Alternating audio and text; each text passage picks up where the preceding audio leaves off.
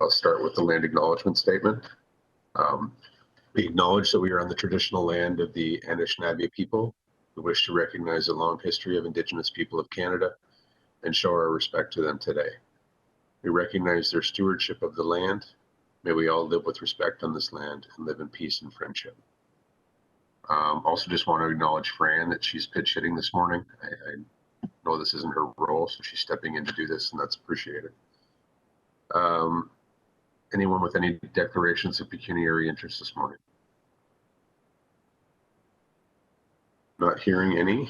I don't believe we have any delegations, so we can move over that. The minutes of the last meeting were circulated by Fran last week. I trust everyone's had a chance to review those. If there's any discussion or questions that needs to happen about those. Again, not hearing any. Could I get a motion to approve those? So Carolyn, I believe. I need a seconder. And again, I can't see everybody. So Todd, thank you. And all in favor? And we'll assume that's carried. So thank you for that. There was no business arising from the minutes that I'm aware of. Okay. So we can move right into reports. Lisa, take it away. Great, thank you. I'll try to keep it brief. The holiday season went really well. I believe it was a success. All our programs were well received. We had more businesses participating in the decorating contest than last year. Because we're going through a pretty rough time right now, again, with this modified lockdown, I kept the selfie contest going. So I awarded a prize last week and yesterday, and I'll keep that going for a while. I've asked that the bench stay out while it's winter. So that's that. Memory Lane was approved through the facade program and ended up costing a little bit more than we had originally hoped, but the businesses are approved paying the extra. We're still sticking with the $1,500 that we committed. I'm working on grants to the end of the month. I've got the one grant that we approved on its way. I've got community support through the Connects, the Chamber, Westfield School for the tree lighting thing that I'm thinking of adding to the grant. And then just I worked with the grant administrators. I had a meeting, a one-on-one meeting with them yesterday. So the decorations grant is going well. Liswo Squash here in town, I was looking to do like a coupon book of savings for the businesses that are currently in lockdown that had to close their doors. So I'm just kind of working with them on that. It would be more like a sponsorship, but I think it'll be a cool project for the businesses that are shut down right now. Continuing to work on social media. Patty Fest is kind of on hold. They want to see what happens with lockdown. Had discussions with them last week. Once I know more, then we can see what we can do or not do to support that and promote that and link to the businesses. I'm thinking about doing a shop local day, like just to promote everyone come down and shop local this day, maybe in February. Just really need to get these grants done. They take a lot of time. And then we'll see, and also see what's going on with this modified step 2. And the other big thing that I wanted to point out in my report is everyone will notice that there is no space right now that I am aware of. It doesn't mean that there isn't space, but every space downtown has been filled. Even the kitchen area where Green Cloud is has been filled, and she started construction for her business, hopefully opening in February, which is, I think, amazing and maybe a little bit shocking, but also a relief. I'm not sure what will happen after this step 2 that we're in, but right now we have no spaces available. Are there any questions on that so far?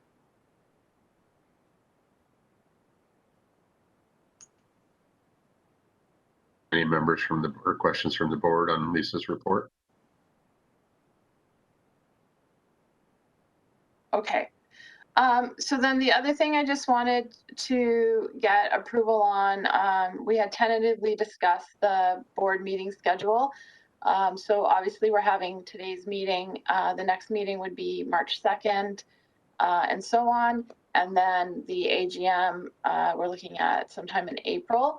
So we would have a meeting March, April, May, but then we would go back to every other month. And I just wanted, I wanted to approve this.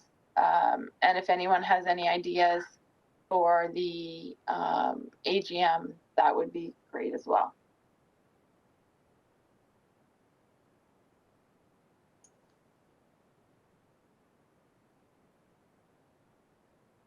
Does anyone have any issue with the dates noted for meetings for the coming calendar year? Got a decent complement of board members now, so hopefully we'd always have quorum, which is good. I suspect you just move ahead, Lisa, with these dates. We'll do a motion on them just to confirm the meeting dates. Any suggestions for the AGM or anything like that from board members? Remind me what we did last year again, Lisa. I wasn't there, sorry. Last year we had a speaker online, and we just had it at, it was a Zoom meeting. I have no idea what it will be this year. I'm so hopeful it won't be, that it can be in person, but, or no. Now I'm blanking. Did we have, I think we had a small in-person meeting, actually. No, that was the time before, sorry. We had it, and I think it was Off the Lens Media came and spoke to us online. So, sorry, the time before was a small meeting. So we have had a speaker. We don't need to have one this year. It's really what people are thinking or feeling we can do. It's really hard to say with COVID, but if we are looking at a speaker, I need to get going on that now.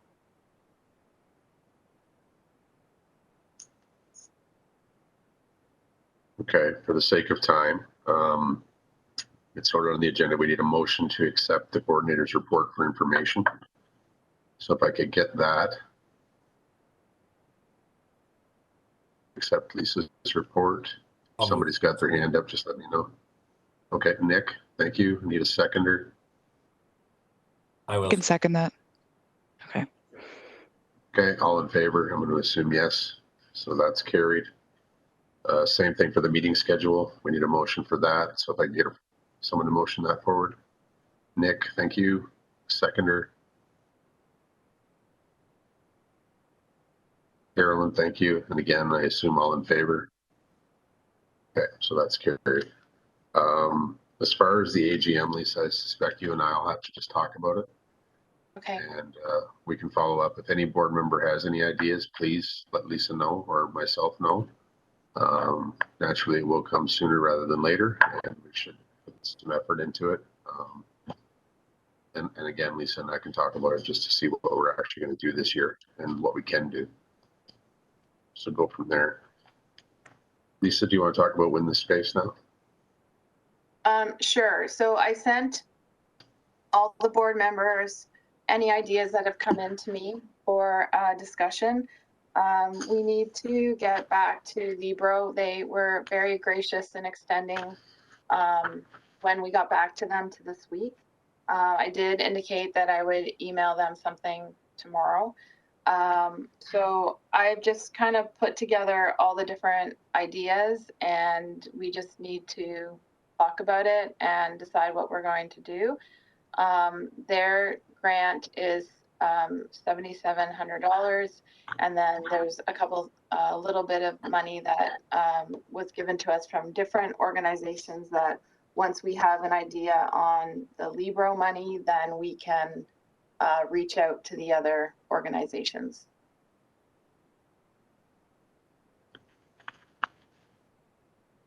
Just on that note, I'm going to step out of this portion of it because I kind of have a conflict since a bunch of them tied to advertising, and I submitted a few of them. But you guys do your thing. But I just didn't want to influence anything since there's some tied to advertising and a couple of the suggestions. So just want to state that. Thanks, Nick.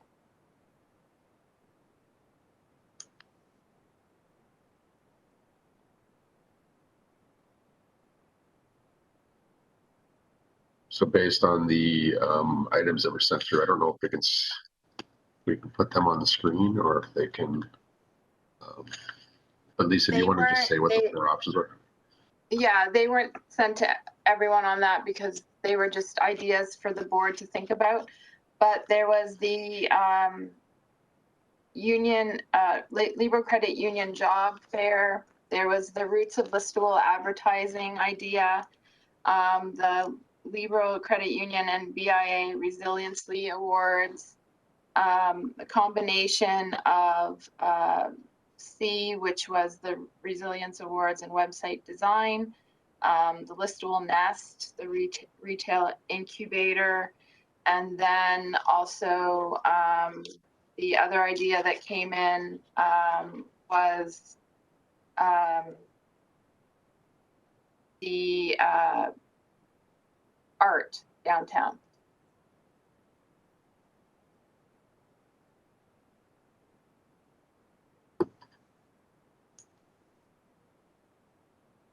And does any board member have any comment on those? It's Carolyn here.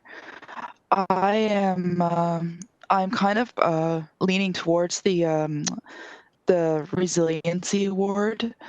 I think it falls within our pillars, for Libro's pillars, very nicely. So that's, I don't know what else what else to say. I love all of the ideas. I think they're fantastic, but I'm leaning towards supporting that, and even that D that you had on there of combining C and some website design support, I'm okay with.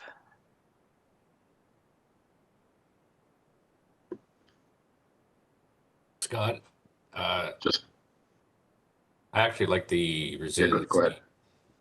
I like the resiliency as well, personally. There's a lot of good ideas on here, actually.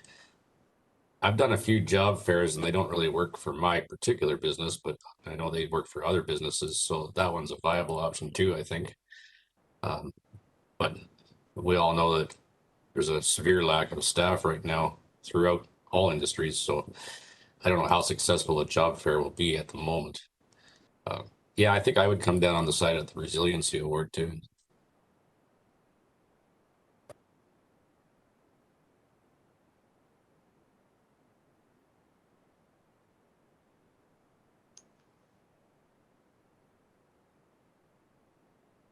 So Maybe I'll just provide comments on the Resiliency Award. The thing that I think, and I just want everybody aware of this, I'm not biased in one way or the other, and I'm going to leave this up to the board.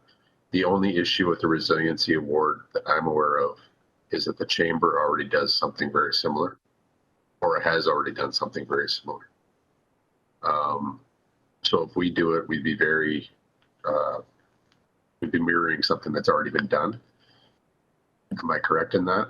If somebody knows different than that, please let me know. I think that's yeah, the case. the last chamber awards were actually all Resiliency Awards. We presented to Apple Auto Glass. I think the ranch came to all those meetings presentations as well. They were all resiliency, so it would be very similar to what the chamber did last year. So we'd have to figure out a way that it was not the same to be, fair, and it would help only one or two businesses as well. So that was the other thing that kind of came to me when I was thinking about the Resiliency Award. Not that it isn't a great idea. The chamber has done it and it's been well received. So those were just the kind of thoughts that I had about that option. The job fair, I know that not economic development, Perth County does do a job fair as well. And Matt did mention that it is hard to fill some of the jobs that I think we would want to be able to fill. So I'm not sure, but it is also a doable project.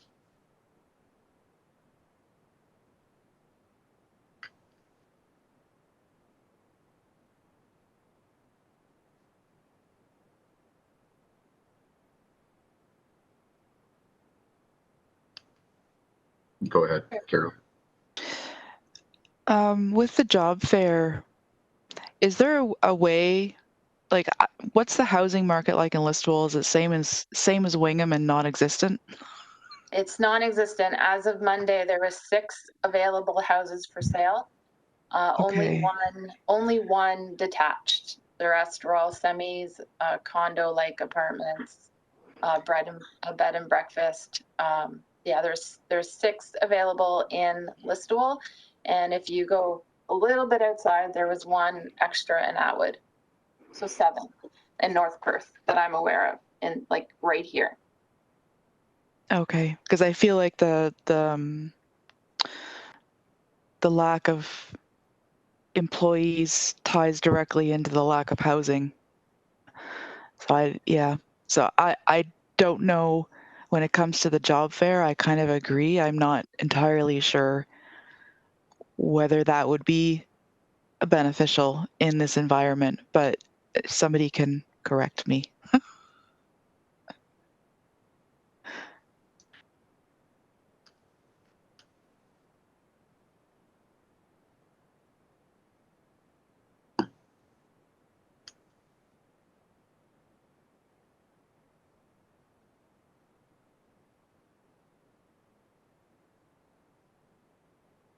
Okay. This is something that we need to act on out of respect to Libro and the offer that they've put forward and been patient with us to try and figure out what to do with it. The board does need to make a direction here and give it to Lisa, just so we can advance this and put it to bed one way or the other. So now's the time. I said I wasn't going to speak, but my initial thought was the public art contribution or some kind of features through the downtown that would help draw people to the downtown. It's an actual physical contribution to the community. It could be plaqued or dedicated and noted as a Libro contribution. And something tangible that would be there in perpetuity as opposed to a one-time offering to a business or a one-day event or something. It'd be more tangible and something that could actually be seen in the community. So I'll throw that out there. But again, we do need to give Lisa some direction on this.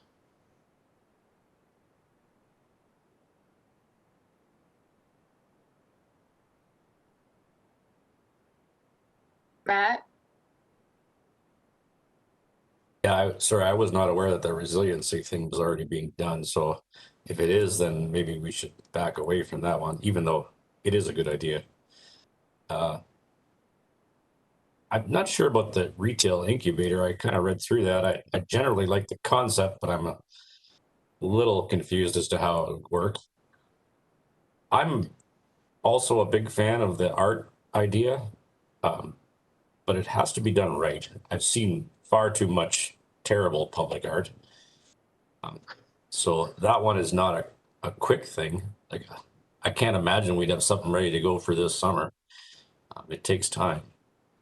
Yeah, I think that if we did go with this option of the art, but we had a plan, Libro would be fine with it because they've already given us the money. I agree that we couldn't just pick something. I think we'd have to get, community buy-in and business buy-in. I think for sure we'd have to work with, I feel we would need to work with Kim and Economic Development just to make sure that it fits with the streetscaping vision of North Perth. But I do think it is a viable option. And I think that if we presented it, that this is our plan, like we're not just going to pick something out of nowhere, we're going to do planning and, you know, a process, that I think Libro might accept it. I don't know, Carolyn, what your thoughts are on that, because it does help bring people down to the community to see it, and hopefully while they're there, they're shopping. But I agree 100%, Matt. It's not a we decide today and we have something in by the summer. It would take some time. What do we think we can get for $7,500 an hour? We're saying we're going to be an attraction. To me, to do an attraction that is an installment is my only question. Isn't that like a $50,000, $60,000, $70,000 project? We just based what we were doing on Memory Lane, and the cost factor there is my only concern. I don't know what we could get for $7,500 or even $10,000 to actually do what Matt said, be a good installment and an attraction. Just putting lipstick on something won't make an attraction. Yeah, I agree. And I don't know today how much things are. I know that Elmira did some public art. It's beautiful. They had a program for it. But I don't know, Nick, to be honest. If I might jump in. I don't know if it's like one item or if it's like displays. Some of the ideas that Mayor Todd sent were, you know, actual selfie type places downtown that stay up, not just for the summer. I don't know if you start small with building one or two and then you expand it every year. I don't know, but Lisa, don't we have this opportunity though before the end of January for this Main Street Activator grant? This thing that we were doing the holiday decorations for. I mean, in theory, you could bundle these pieces together, right? You could make a grant application for a bigger play, and the Libro money is a specific contribution that gets folded into that. absolutely, we could do that. I would just have to figure out between now and February 1st some costs of putting something together, whether it's art or installations. It's one of the grants that we're considering applying to that is part of this discussion for the Main Street. We're doing the holiday season one, but we had talked about doing a second one. So we could definitely combine it. The Main Street Activator allows you to have other grants and monies when you apply. It's part of the piece. When I met with them yesterday, he said you don't have to have other monies, but you can have other monies. So we could definitely say that Libro was contributing to that project. It might actually help with our application. And that was my thought, that the fact that we have some community business support and probably could find a little extra beyond that is a compelling part of building a good grant app for this one, perhaps. So to me, I still think that this community needs to embark on some more beautification in its downtown areas, and I say that with an S on the end of it, but I know that the BIA is focused on Bristol, so I would gently advocate that would be the path that we'd take at this point in time. Now, there's risk, we have to admit. There's risk that we don't get the Main Street grant, and then we're left again trying to figure out what to do with the Libro money. So I think it would be very important to consult with Libro about this plan and make sure that that they would consent to it. But to me, that's far more viable than a job fair, which is not that viable for reasons that have been identified by Matt and Carolyn, I think, and the Resiliency Award just seems redundant. So let's do something bold here.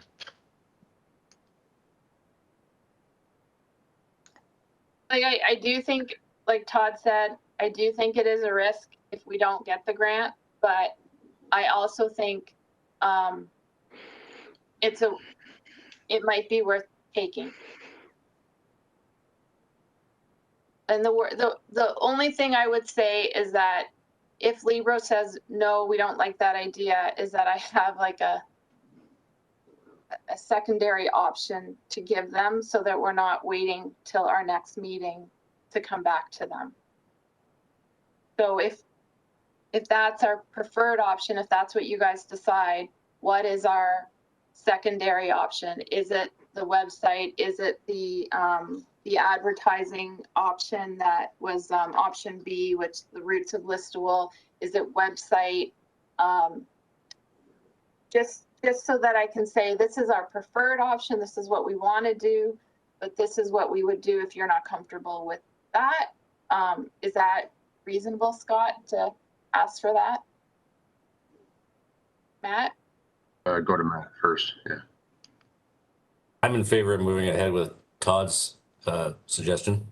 And in my opinion, if that doesn't fly with Libro, I would also be in favor of giving the board's authority to Scott to decide on option 2 in the short amount of time that would be available. I'm in agreement Lisa, with that.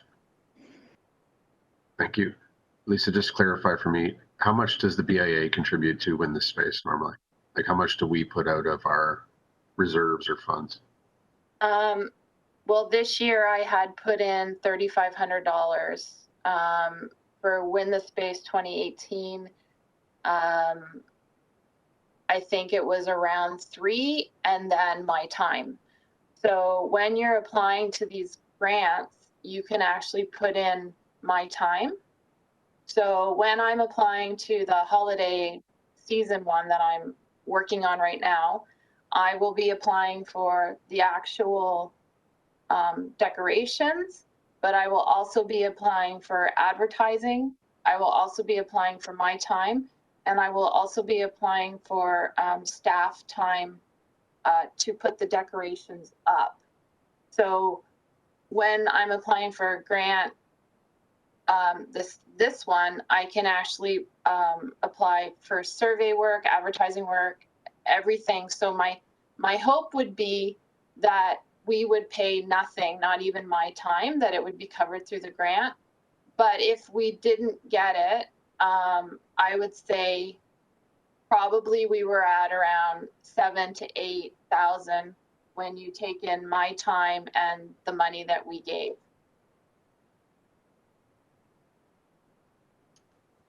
Okay, and the only reason I asked that was just Nick's comment, and I fully agree with Nick that $7,500 doesn't get you very far nowadays. Yeah. But the monies that the BIA was going to contribute to Win This Space could also go, or whatever we pick. Right. So every little bit helps. I think we got to start someplace. Right. And the other thing too, because I do agree with Nick, I think if you want to do something quality, it could be expensive. And maybe even if this is the direction we go, maybe Nick and I could even talk, because he's been through all kinds of communities and seen some really great stuff. So he might have some ideas. I'm also going to reach out to the Elmira BIA and the other BIA that Todd mentioned in his thing. Reach out to all these places today if this is what we decide. We do have, and I'm not saying at any time you have to use it, but we do have reserves, and we have, about $50,000 worth of reserves. And I'm not saying that this is when we use it, but if we love the proposal and we love the idea and we don't get the grant, or we only get part of the grant, or we only get the Libro grant money, it is an option. I'm not saying we have to or we want to, but I'm just saying we do have that money sitting there that we could consider.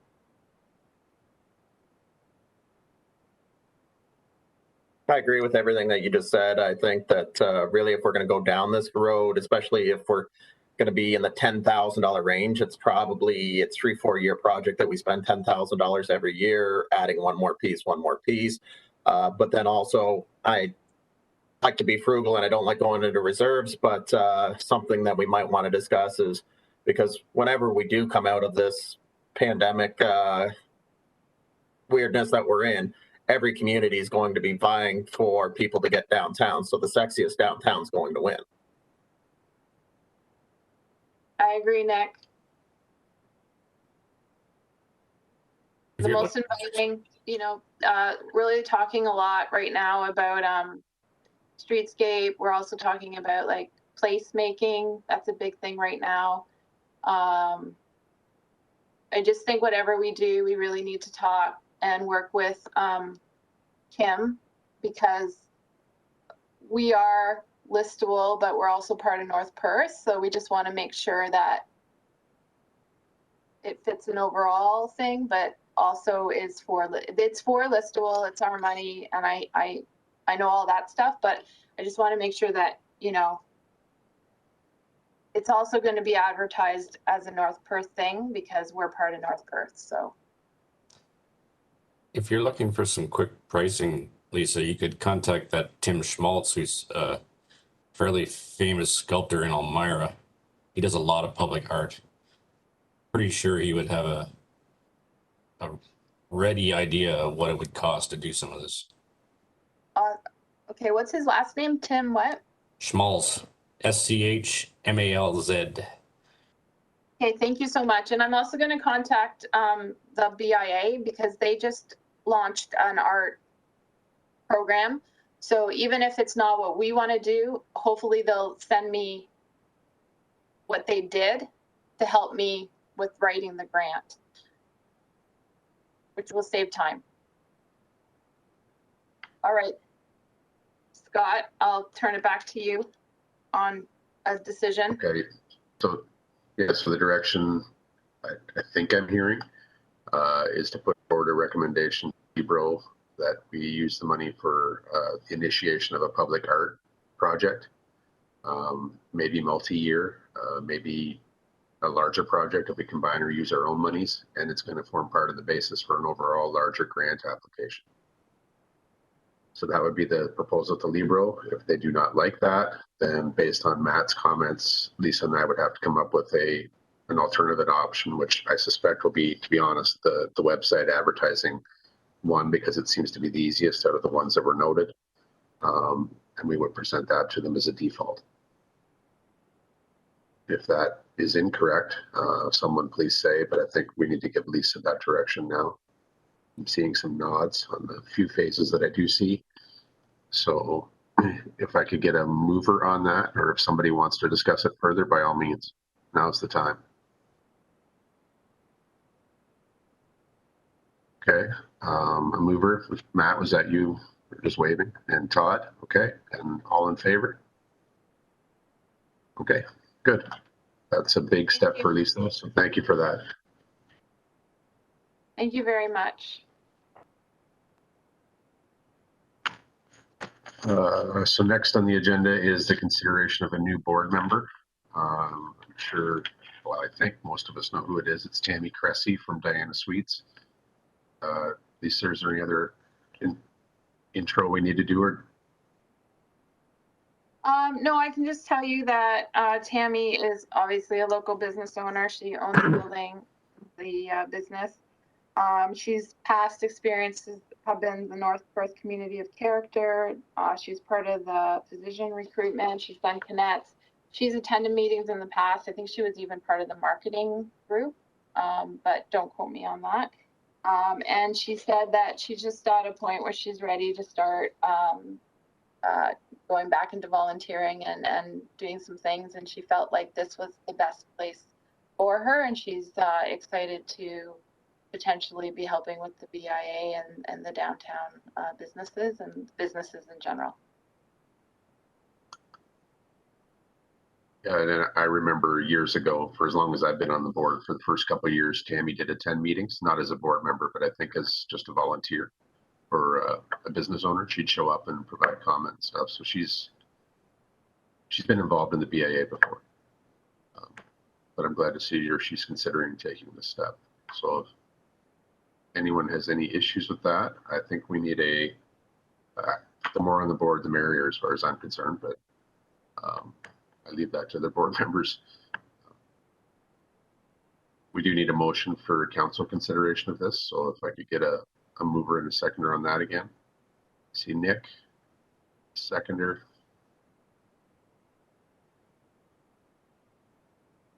Oh, Carolyn, thank you. You're just off my screen. And then all in favor. And we'll assume that's carried. Okay, thank you. Next item on the agenda is just our BIA financial statements. Fran, did you want to speak to those at all? Yes, if I might, this morning. Just to let you know, we are missing some of our costs, of course, for the end of the year. Our last payroll is not included in some of the other costs, of course, that come up. But in conversation with Lisa, there aren't a whole lot other missing. I just wanted to let the board know, too, that early in 2022, we're going to be changing our GL structure. And Lisa has been part of this conversation ongoing with Becky Balfour. And so at some point, there'll be the ability to line up our current GL accounts with our future ones so that you can just see the changes that, just so that you're familiar with what we have right now versus what we're going to be using going forward. And hopefully they're better, more utilizable by the board and by Lisa for managing the BIA accounts. And just as an aside, right now you do have a reserve account of $65,528.14. Of course, not knowing what the year end brings, that might be adjusted somewhat, but you're still in a favorable spot right at the moment. So I would think it would be close to that at the end of the year. And that's all I have this morning. Can I just add one thing? If you look at the number, the 108, Fran already indicated we have a few bills, but we will be close to budget because I'm not spending the $7,500 that was in there for the grant. So it'll be pretty close, like Fran said. I tried to spend it all, as you know. It's there, and I want to use it, and I want to support the businesses. So we'll see what happens. I got all that stuff. I think I got my last bill into Fran Wednesday of last week. So that's where we're at. So we'll see what the number is for the next time we meet. And we had no concerns with the budget presentation. So I anticipate no issues with it, the 119 proposed for this year. That's it. Any questions from any other board member related to the financial documents? Okay, I see we need a motion to receive those for information purposes. I get a mover and a seconder on that. Oh, see two hands, Nick and Matt. And again, all in favor? And I'll assume that is a go. And moving on, if we could get Mayor Todd to give us an update on council's activities since our last meeting. Thank you very much, Mr. Chair. Since our last meeting, actually, council has been in a lot of caretaking mode. A lot of routine things have crossed our table. We have, over the last 2 months, adjusted taxi rates in town after a number of years of not doing so. We have approved the retention of the old fire hall in Moncton as a fire training facility for our team. We have adjusted cemetery fees, water and wastewater fees, landfill fees, of course, almost all of them in the slightly upwards direction. We have perhaps an important project that may not have reached a lot of public attention, migrated fire radio dispatch, and this is for pretty much all of the fire departments in Perth County, to the Owen Sound Center, which is a fairly modern and more highly capable center than previous arrangements. And so that migration happened on January 5th and was a success by all accounts. we had an important delegation from the Salvation Army talking about a number of its projects in the community, and in particular about the Hope Links and Hope Eats projects. Those two projects I'm hoping most of those on the board have heard a little bit about. The Hope Links project is an initiative at the Old Anglican Church in downtown Listowel to provide a warming center and welcoming center for those who need some support. And Hope Eats is a weekly meal program during the cold season. Once a week, they will be distributing meals to those who apply for that kind of support. And we also updated our inclement weather policy, which felt very appropriate the last few days. We adjusted fire services rates and fees as well in the process, as our new fire chief has gotten her feet underneath her and had a chance to look at that matter. We have had a couple of budget meetings in the last few months, and we have another one this week, in fact, this evening. So tonight we'll be talking about public works and gosh, environmental services, I think, might be on the agenda as well. But anyway, we're thick into budget season with, I think, a projection that we will have a budget before council perhaps by the end of February or early March. At this point, I believe the proposed impact on the levy for taxpayers is 4.7%. Fran, correct me if I'm wrong. And there's still opportunity for council to change or give further direction with regards to that number and the general operations, but that's the operations budget increase that seems to be on the horizon for us. And finally, at the end of December, we addressed the departure of longtime clerk Pat Berfeltz, who has indicated that she intends to retire at the end of February, but has enough vacation banked that essentially she's off the job at this point. And council paid tribute to her and all of the work that she's done over the years, including some work with this committee. So I'm certainly open to questions about our activities. I think the next few months are going to be a fairly busy period with budgets and with a number of initiatives that we're ramping up, including more to be done on the issue of affordable housing, which came up earlier in this meeting. Thank you, Todd. I just have a quick question based on what you said, if I could. It's just to notice the fire training facility in Moncton. Is that just for North Perth Fire Department, or is that something to draw fire members from other departments to come to North Perth as well? A fascinating question about which I'm awaiting some thoughts or input from the chief. So certainly, given that we have the facility, there could be opportunity there, as you know, probably, Scott, having read this in the media, that the Ontario Fire College was closed, and so fire departments are a new landscape with regards to training, and the need for places where training could happen is certainly on the minds of fire chiefs and of councils throughout Ontario. So the fact that we sort of have this opportunity, at least for our department, and might be willing to share if the circumstances are right, I think is a good news story for North Perth at this point. Yeah, I would agree. Any other questions for Todd this morning? Okay, not hearing any. Thank you, Todd. Moving on for any correspondence. I don't believe there's any correspondence this morning. Okay. Moving into other business. Kim, if we could get an economic development update from yourself, please. Thanks. Good morning, everyone. A couple of items I just want to touch on this morning.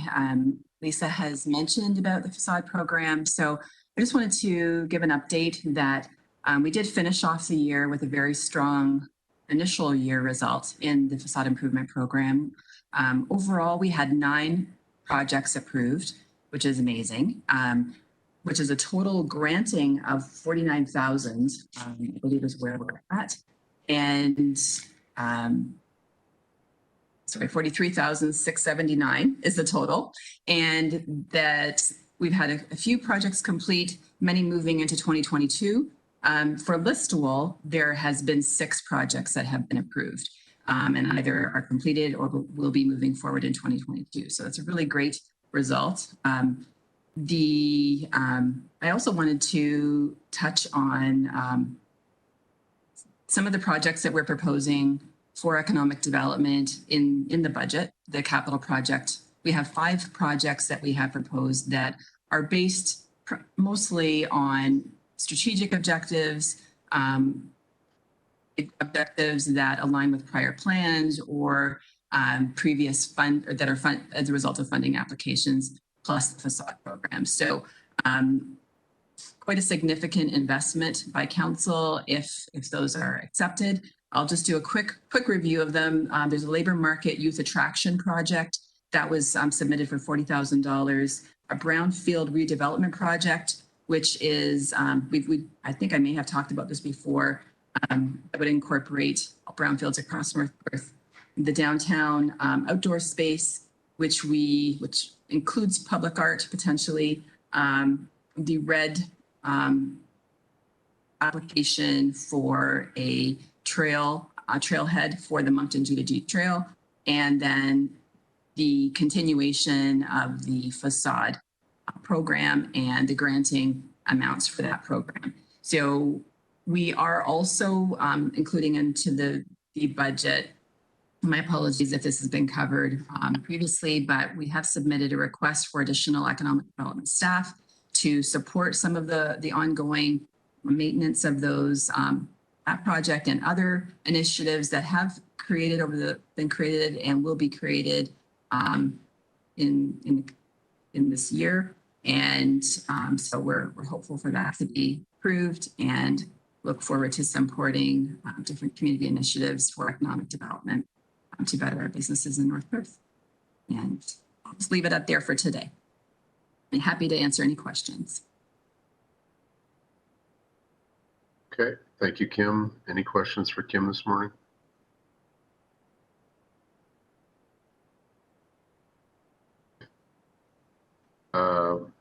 Moving on to the county update. I don't see Ashley. Justin, is this you this morning? Excuse me. Yes, thanks. So yeah, just a quick update from the county. So kind of harkening back to last year, a few things we ended the year with was our Discover More Resilience business open house, which occurred in December while we could still safely gather in a way. So we did launch our Perth County Resilience video, kind of keeping with that theme of the pandemic of resilience. That is available on our YouTube channel, and I'll circulate my notes after because there's some links in there that might be of use to folks to click through and have a chance to watch that video. Very powerful story of the kind of the ups and downs of owning and running a business during the pandemic, and we spoke with 4 businesses across Perth County who were profiled. From North Perth, we were proud to have Between the Lines who contributed to that video. So that was a really bit of a positive uplift before we got things clamped down again in the end of December. So unfortunately, we will probably have to recycle that video again once things open up and continue to share that story of resilience because it is important, more so now than ever. Our digital service squad. So since our last meeting, the digital transformation grant has now closed. So that was the $2,500 grants that businesses were able to use for digital transformation.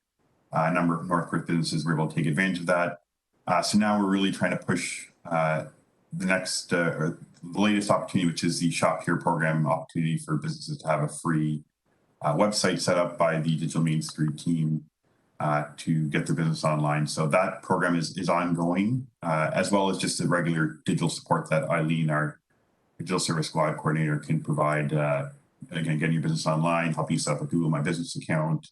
I know she was in Listowel the other day taking 360-degree photos for businesses in the main street. So any digital needs you have, please do continue to reach out to Eileen. We have her until the end of February.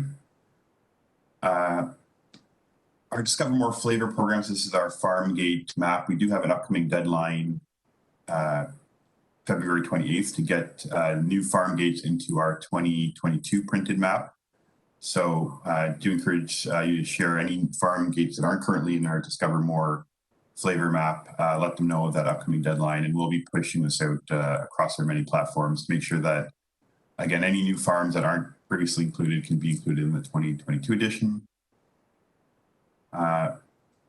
Current program we're running right now is our 21 days of local love. So with the at least 21 days of modified stage 2 restriction, we're really trying to encourage folks to shop local, to share local. So this is a social media campaign on Perth County's Facebook page. Lots of great uptake. This could be something, it's a, click, share, like, comment type of contest with 21 days of $100 gift draws for local business, local gift cards. So, that could be taking a photo of a meal you ordered from takeout, could be a photo of yourself participating in an online virtual class. Lots of interesting ways people are supporting local, new clothes purchases, whatever it may be. I encourage you to share that, continue to promote those innovative and creative ways to support local at this time when businesses are restricted. I've seen lots of good shout outs to local downtown listable businesses. So I'd like to see that keep going for, I guess, 14 more days, I believe now, going forward. And then finally, just I'll just talk about our economic development newsletters. So these are, we had gotten away from these a bit during the pandemic just because information is so fast and furious. Getting those more structured and robust newsletters just seemed like the information was too stale by the time it got out. But we are hoping to revive this in 2022. So our next edition should be going out the last week of January 27th. This will be primarily a digital format, but I think we'll probably make some printed copies available if requested. And any information that you'd like to share in that economic development newsletter, anything that has to do with grants, loans, training, funding, community events, please do share that with us so that we can make sure it's included either in this upcoming one or in the future. So just a bit of a revival of a newsletter format we are going to be taking on in 2022. And then I might just finally speak on our business retention and expansion. So this was a survey, a survey study that was done at the end of 2021, again, in slightly different times, but it did reveal a really strong business outlook, with 95% of businesses in Perth County being satisfied with doing business in Perth County. So this was the consultant team that had done the study had commented this is probably one of the highest business satisfaction rates they've seen across the country where they do these studies. So a real testament to the work that all the communities are doing to keep the business environment strong despite the pandemic. And the results from that survey are now posted on the county website. They went to County Council first meeting in December. Again, other than that 95% satisfaction, we did see 45 businesses who had plans to expand in the next 24 months.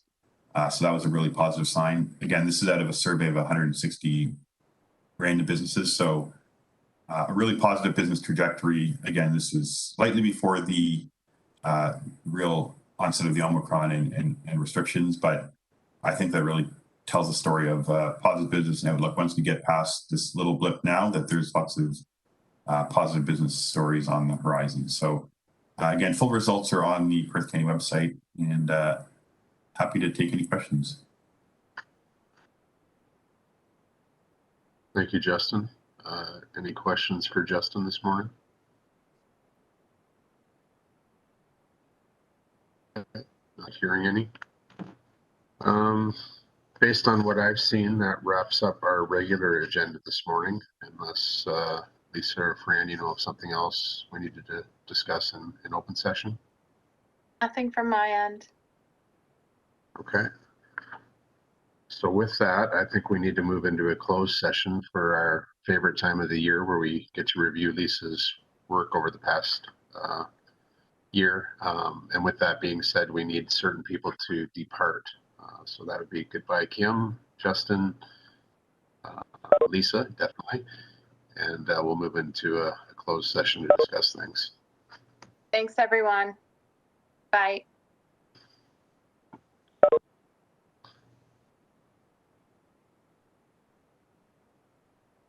Okay, sorry, just checking with the participants to make sure the only people left here are the ones that are supposed to be.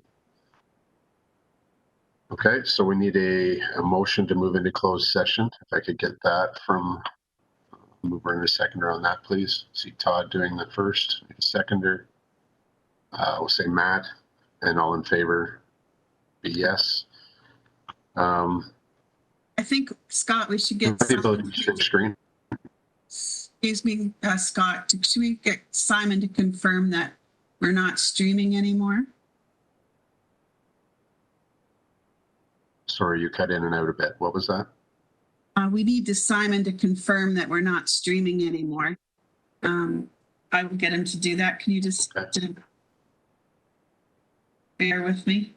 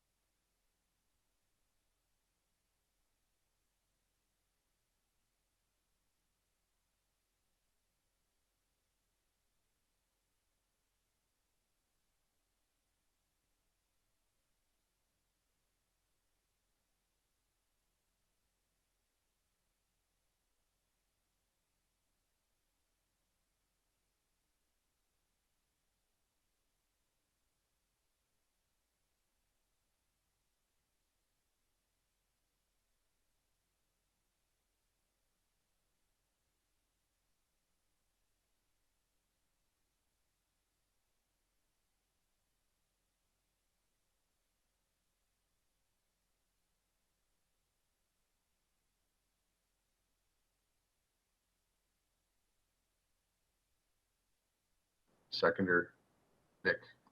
And again, all in favor. We're good. Okay, thank you, everybody.